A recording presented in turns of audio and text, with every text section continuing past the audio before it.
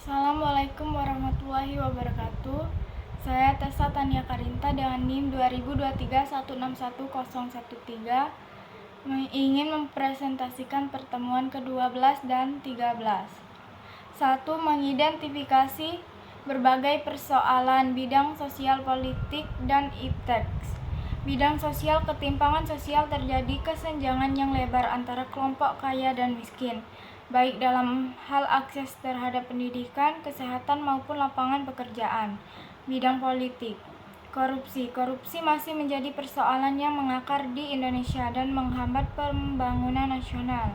Bidang iptek, keterbatasan akses terhadap teknologi, masih banyak masyarakat yang tidak memiliki akses terhadap teknologi informasi dan komunikasi, terutama di daerah pelosok. 2. Mengaplikasikan paradigma Pancasila dalam berbagai bidang kehidupan.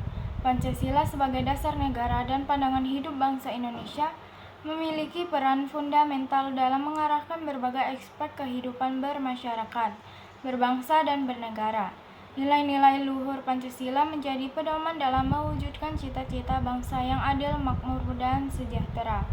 Penerapan paradigma Pancasila bukan hanya tugas pemerintah, melainkan tanggung jawab bersama seluruh elemen bangsa. Setiap individu memiliki peran untuk mengamalkan nilai-nilai Pancasila dalam kehidupan sehari-hari. 3. Mengevaluasi persoalan bidang sosial politik untuk proyeksi Indonesia baru. Mengevaluasi persoalan di bidang sosial politik untuk proyeksi Indonesia baru memerlukan analisis yang mendalam terhadap berbagai isu yang sedang dan akan dihadapi. Beberapa isu kunci yang perlu dievaluasi meliputi demokrasi dan stabilitas politik. Kualitas demokrasi menilai bagaimana demokrasi berfungsi di Indonesia, termasuk kebebasan berpendapat, kebebasan pers, dan partisipasi politik.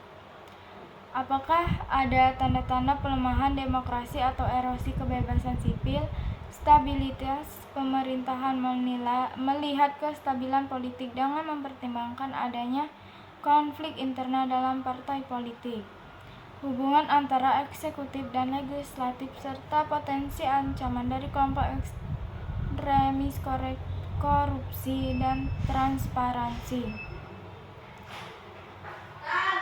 Oi, buka.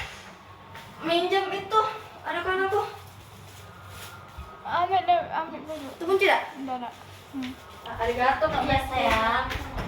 Bagaimana kebijakan pemerintah dalam menangani kesenjangan ini? Akses terhadap layanan publik, menilai akses masyarakat terhadap pendidikan, kesehatan, dan layanan dasar lainnya. Apakah ada upaya untuk meningkatkan aksesibilitas dan kualitas layanan? Hak asasi manusia HAM, perlindungan HAM, mengamati situasi HAM di Indonesia, termasuk perlindungan terhadap minoritas dan kelompok rentan. Terakhir, 4. Memposisikan diri sebagai warga negara yang baik.